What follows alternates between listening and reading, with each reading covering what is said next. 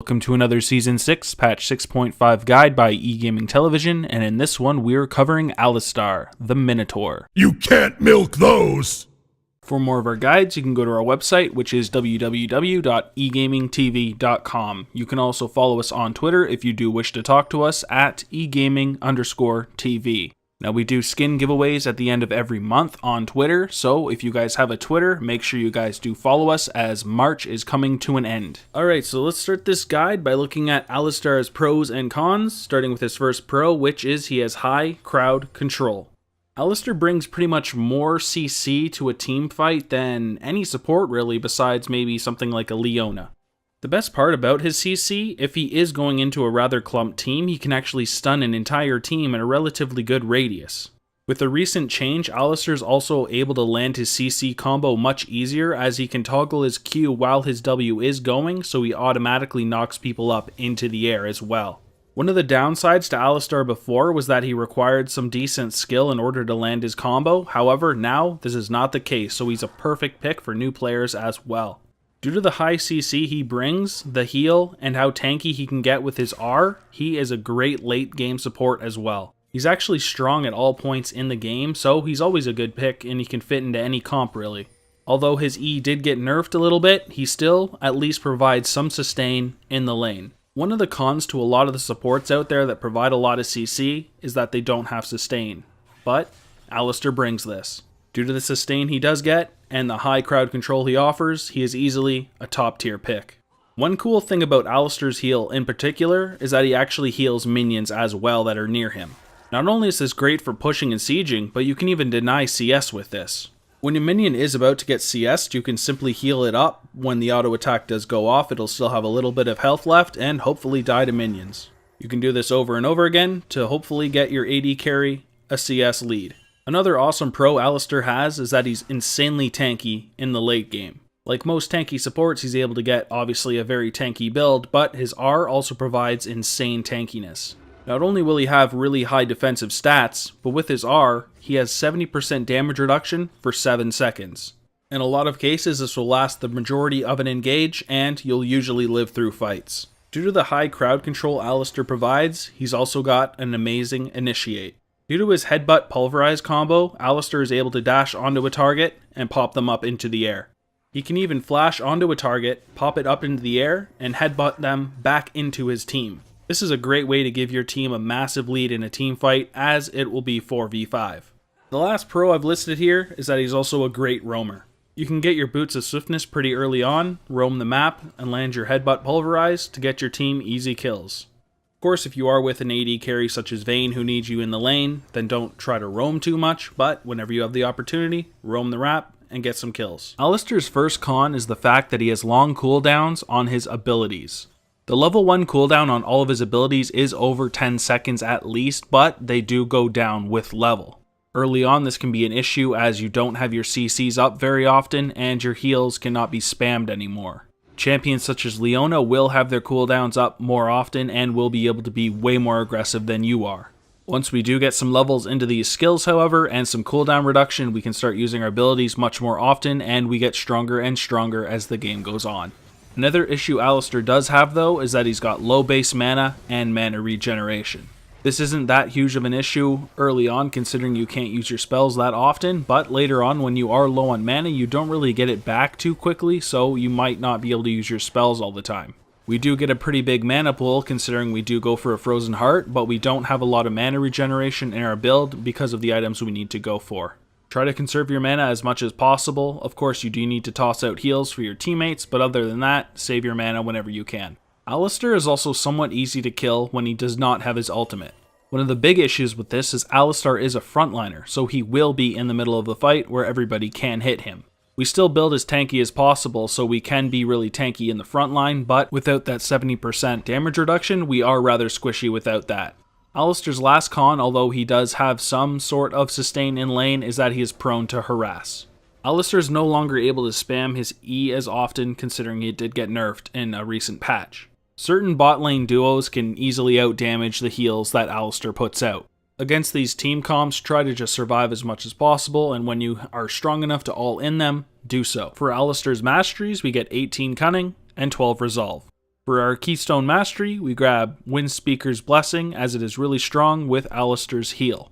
So the first big thing with this ability, your heals and shields are 10% stronger. Additionally, your shields and heals on other allies increase their armor by between 5 and 22 based on level, and magic resist by half of that amount for 3 seconds.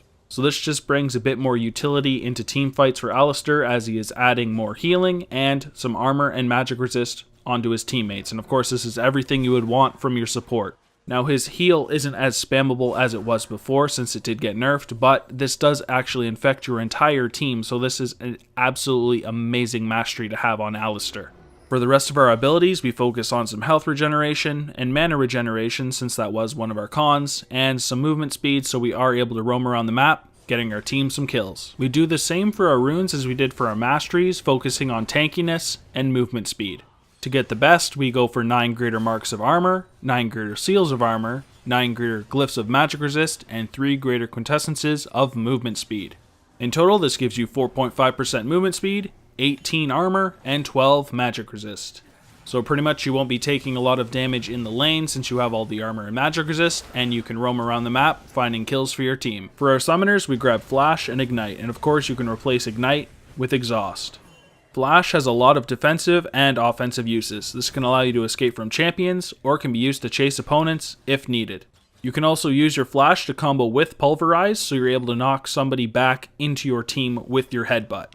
This is a really simple thing to do on Alistar, and can get your team tons and tons of free kills. Very simply, when you are close to a champion, you flash on top of them, land your Q, go to the other side where you want to knock them into, push W, and hit them into your team. Now, Alistar is a champion that can bring a lot of kill potential to the lane. To give Alistar an even bigger chance of getting his teammates snowballing, we therefore take Ignite. You may, however, need to take Exhaust depending on the enemy champions. Against hyper carries like Tryndamere or Master Yi, having Exhaust is pretty much a must-have. I almost always run Ignite because I really do like trying to snowball my teammates so we can win that way, but you do sometimes need to take Exhaust. Just pick it based on what the enemy team has. Alright, so now we're going to touch on each of Alistar's abilities, starting with his passive, which is called Trample. After using an ability, Alistar stampedes for 3 seconds, becoming ghosted and dealing between 7 and 24 based on level, plus 10% AP magic damage per second to nearby enemies and enemy structures, doubled against minions, and the range of the little AoE, I guess, is 300. So this is not a ton of damage, and it doesn't actually offer much damage in team fights. This can just help you push lanes, really, when you are trying to siege. The better part of this ability is the fact that you are ghosted, which does mean you can actually run through minions. Other than that, I'd say the main use for this is just to siege. I mean, it does do a bit of damage to structures as well and the minions, so it just helps you push the lane a little bit faster. Alright, so now for one piece of your CC combo, and this is your Q, which is called Pulverize. So Alistar slams the ground beneath him, knocking up nearby enemies for 1 second, stunning them for 0.5 seconds upon landing, and dealing magic damage. The magic damage this deals is between 60 and 240 based on level, plus 50% AP. The range is 365, the cost is between 65 and 85 mana, and the cooldown goes from 17 to 13 seconds at max rank. So this is definitely Alistar's best skill in his whole kit. Basically, it equals a 1.5 second stun with a range of 365 around Alistar. This means if he does get into a team that is clumped, he will pop all of them up. This is pretty devastating when you combo it with something like a Yasuo. Since this is our main CC, and the cooldown does go down nicely every time we level it, we max this one first. And here is the other part of our CC combo. It is our W, and it is called Headbutt. Alistar dashes to the target enemy, dealing magic damage, stunning them for 1 second, and knocking them back. And the magic damage is between 55 and 275, plus 70% AP. The range of the ability is 650, the cost is between 65 and 85 mana, and the cooldown starts at 14 seconds and ends at 10 at max rank. So this yet again, of course, has a long cooldown, but it does go down a second every time, so we max this one second. To use our combo, we simply use Headbutt on a target within 650 range and toggle our Q, so when we do reach that target, Q automatically gets used and pops them up into the air. You are able to do cool things like knock people into the wall. They will get stunned for 1 second, and then after you can wait, use your Q to chain the CC. If you combo it like that, you actually stun them from a longer duration rather than just stunning them as soon as you hit them. You can also get a good position on the enemy and knock them into your team as well, getting you a free kill. Alright, so now we're going to look at our E, which is our heal, and is called Triumphant Roar. I was just actually looking at the PBE, and it looks like this may actually get nerfed, so incoming Alistar nerfs probably. So right now, the skill is Alistar roars, healing himself and nearby allies for half as much. So the change I did see on the PBE was instead of allies receiving half as much, they receive 33%. This of course is just a straight up nerf right to the numbers, but Alistar's main strength isn't even actually in his heal, it's in his CC. This nerf does suck for Alistar players, but this by no means kills Alistar at all. He's still going to be one of the strongest support champions in the game, hands down. So moving on to the skill as it stands right now, the self-heal is between 60 and 180, plus 20% AP, and the ally heal of course is half, which is 30 to 90, plus 10% AP. Triumphant's Roar's cooldown is reduced by 2 seconds whenever an enemy dies near Alistar. The range of the heal is 575, the cost goes from 50 to 90 mana, and the cooldown is 16 seconds. So as I said, Alistar's main strength is in his CC, so we do max both of his CC skills first so we can get the cooldown down as much as possible, and of course it adds a bit more damage as well, so we do have to max this one last, although obviously having a heal is pretty nice. Other than that, if you are an Alistar player, hopefully the nerfs don't come, but it probably will happen to be honest, because Alistar is a very strong support right now. Okay, so time for our last ability, which is his ultimate, and is called Unbreakable Will. Alistar removes all hostile crowd control effects from himself. Additionally, he gains bonus attack damage and takes 70% reduced damage for 7 seconds. So the bonus attack damage is between 60 and 90 AD, depending of course on the level of the skill. The cost is 100 mana, and the cooldown goes from 120 to 100 to 80 seconds. So the best part of this ability, hands down, is the fact that you take 70% reduced damage for 7 seconds. With all the armor and magic resist and health you actually have, the 70% reduced damage is really hard to bring down Alistar, and he usually doesn't even die in this phase. The fact that you can even use this when you are crowd controlled to break them all is even nicer. On top of that, you actually gain a ton of AD and you actually start hitting people in the face rather hard for a support character. All in all, this is an insanely strong ultimate, and if used properly, can soak an obnoxious amount of damage.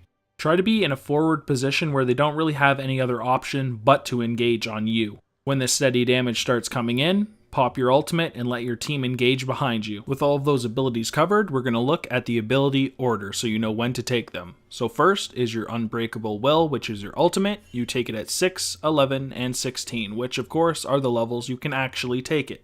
Next is the first part of your CC and is the better part, which is your Q and is called Pulverize. You take it at 1, 4, 5, 7, and 9. Next in priority is the second part of your CC combo, which is your W and is called Headbutt. You take it at 2, 8, 10, 12, and 13. Finally is your heal, which is called Triumphant Roar, and it is your E. You take it at 3, 14, 15, 17, and 18. Seasons ago, you would always max your heal first since it was really nice and spammable, but it has been nerfed a bunch of times and it is no longer that great of an ability. Alistar's item build starts with a Relic Shield, 3 health potions, and a Warding Totem. The Relic Shield is by far the best support item on Alistar due to the health it gives, the nice little shield you get from the last version, and of course the last hit that it also does provide. The next item you pretty much always want to get no matter what support you are is a Sight Stone. It provides you with vision all around the map and keeps you and your partner safe. Since you want to go around the map looking for roam kills, you want to get your Boots of Swiftness rather early so you can find these kills. You then want to upgrade your Relic Shield into a Tarragon's Brace, just for the nice little additions it does give. You'll also want to make sure you do turn your Warding Totem into a Sweeping Lens so you can get rid of those damn wards. When you are level 9, also make sure that you do upgrade this into an Oracle Alteration. For our full build, we turn our Tarragon's Brace into a Face of the Mountain, so we do get the nice little activated shield. We of course do keep the Boots of Swiftness, as they are by far the best boots on Alistar, as he will be roaming around the map. We eventually want to turn our Sightstone into a Ruby Sightstone, but it is not that high in priority, as all it really does is add a bit more health. We want to make sure that we do get an Iron Locket of the Solari, so we do add a nice little magic resist aura to our team and get a bit tankier ourselves. The activated shield that this does offer as well is a nice addition, especially if you're against something with a lot of AoE like a Fiddlesticks. We always want to make sure we get a Frozen Heart because it does give us 90 armor, 20 cooldown reduction, which is really important because of our skills, and 400 mana. Unique Aura, which also reduces the attack speed of enemies by 15%, is an amazing thing to have. For our 6th and final item, we add a ZZ Rot portal, so we do get 60 armor, magic resist, and 125 base health regeneration. This is also great because we can actually get 20% movement speed when we're near turrets and whatnot, and we can also spawn a Void Gate which shoots out void spawns. This can help by pushing lanes. With this build, we have 40% cooldown reduction, which is actually 45 with the Masteries we take, and we are insanely tanky. The first alternative, of course, is a Zeke's Harbinger. It obviously depends on if your AD carry actually knows how this works and if he sticks near you, so I wouldn't always recommend this, and it is 10% wasted cooldown, depending on what you're replacing. Another alternative I've listed, of course, is a Mikhail's if you are against CC heavy teams. You can use this to save your AD carry when they are stuck in CC, or one of the other many characters on your team. If you think you're going to have trouble engaging into teams, you may want to pick up a Righteous Glory. The Activate, which gives you 60% movement speed, can be a great thing to get into teams. If you're against a very AD heavy team and you'd like to pick up some more armor and health, then you can always get a Randuin's as well. And hey, the Activate, when you are in the middle of a team, is a really nice thing to do. So that pretty much covers it for our Alistar guide. I hope you guys enjoyed this one. I've got many other requested guides I've got to do. I've got a list. I'm thinking about putting a list so you guys can see that, so you guys can see what's already requested. Let me know what you guys think about that and what site or whatever I can use to actually make that list to show you guys. For more of these guides, you can go to www.egamingtv.com for a nice list of our guides. You can also follow us on Twitter at egaming_TV. We do monthly skin giveaways, and March is approaching its end, so if you guys do follow us on Twitter, there will be a picture for you guys to retweet, and you can enter the contest to win a skin. Very simple to do, so if you guys have Twitter, make sure you guys do that. Also, if you guys did enjoy this guide, please like and subscribe as we have tons and tons of League of Legends coming out in the near future. I have so many requests, it's ridiculous, so I've got to start putting out a guide every single day. If you guys have requested a guide, please know that it is coming. I have seen it. There's just so many requests right now. As always, thanks again for watching, and I hope to see you guys around the YouTube